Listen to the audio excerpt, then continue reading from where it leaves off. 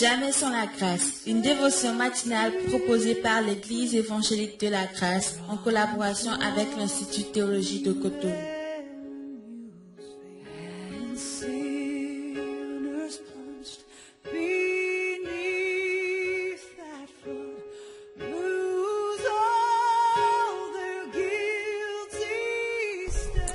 Bonjour, chers amis, chers internautes, nouvelle journée, nouvelle provision, bienvenue dans cette pensée du jour. Père, nous te rendons grâce. Merci parce que tu es notre lumière aujourd'hui et les ténèbres ne nous font jamais peur. Parce que nous marchons avec toi. La Bible déclare que celui qui marche avec toi ne marchera jamais dans les ténèbres, mais il aura la lumière de la vie. Viens et éclaire nos pensées, viens et éclaire notre journée aujourd'hui au nom puissant de Christ, notre Seigneur et Sauveur. Amen. Alors, chers amis, nous continuons dans notre pensée comme on avait commencé hier, Exode chapitre 1, le verset 15 à 17. Hier, on s'était juste arrêté au verset 16, mais là, ce matin, nous continuons au verset 17.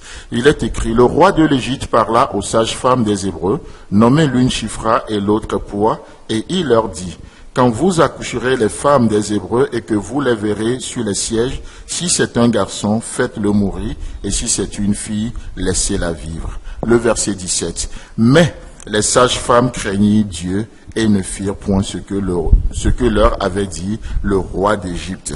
Elles laissaient vivre les enfants. Alléluia. Vous savez, c'est extraordinaire. C'est extraordinaire. Et on parlait de ce plan bizarre, de ce plan cruel de l'ennemi pour assassiner tout un peuple. Mais la chose qui est extraordinaire de voir, c'est de voir la fidélité que Dieu nous témoigne dans les moments les plus difficiles de nos vies.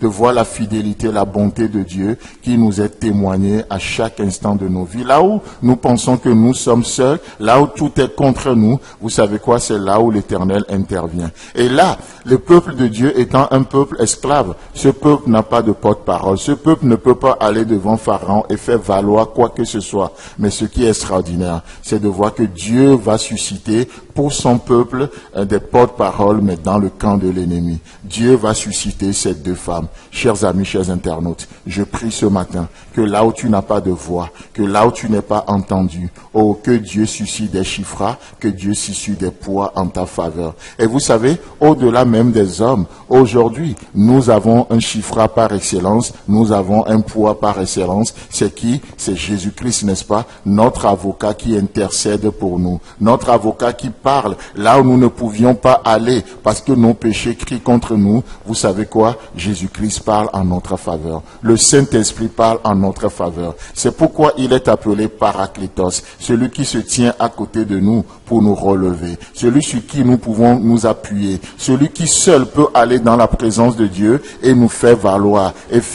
quelque chose. Et s'il peut le faire devant Dieu, laissez-moi vous dire que ce n'est pas l'ennemi qui peut l'effrayer aujourd'hui. Non.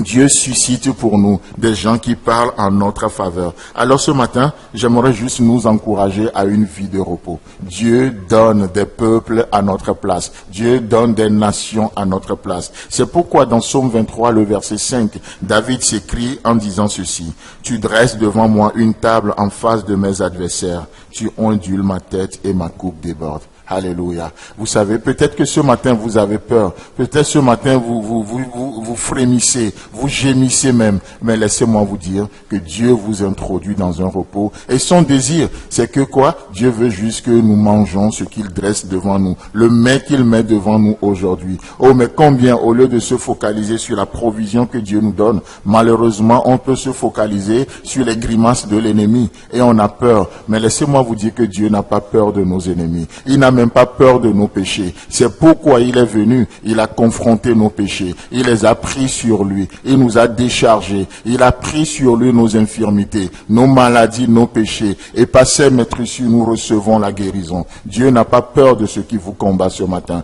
Si Dieu a pu nous décharger de notre passé sombre, de nos péchés, laissez-moi vous dire que le diable est petit devant lui. Oh, parce que celui qui peut le plus peut le moins dans nos vies. Il continue de nous délivrer encore aujourd'hui. Mais combien, au lieu juste de vivre par la foi, nous vivons par la peur. Au lieu de vivre par la foi, nous vivons par l'effroi. Et Dieu dit non, non, mon fils, assois-toi, concentre-toi sur moi, focalise tes yeux sur moi, focalise tes yeux sur moi et mange seulement. Tu dresses devant moi une table en face de mes adversaires, en face de mes adversaires. Dieu n'a pas peur de nos adversaires. Dieu, si Dieu veut nous bénir, il n'a pas besoin de consulter qui que ce soit. Il n'a pas besoin d'un conseiller. Il ne nous bénit pas en cachette. Oh, ce que Dieu fait, il le fait éclater au grand jour. N'est-ce pas ce qu'il dit? Que notre justice paraîtra comme le soleil à son midi, comme le soleil à son apogée. Donc ça, c'est le Dieu que nous avons. C'est le Dieu que nous avons. Chers amis, chers internautes, j'aimerais juste te dire ce matin,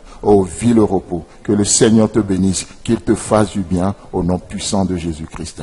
Amen. C'est tout le temps que nous avons. Si vous avez aimé cette dévotion, parlez-en à vos amis. Parlez-leur du message de la grâce et de ce qu'il fait dans vous. Pour un sujet de prière, une question ou plus d'informations, contactez-nous. Téléphone 64 88 35 87 ou 96 42 69 05 ou par WhatsApp au 94 75 81.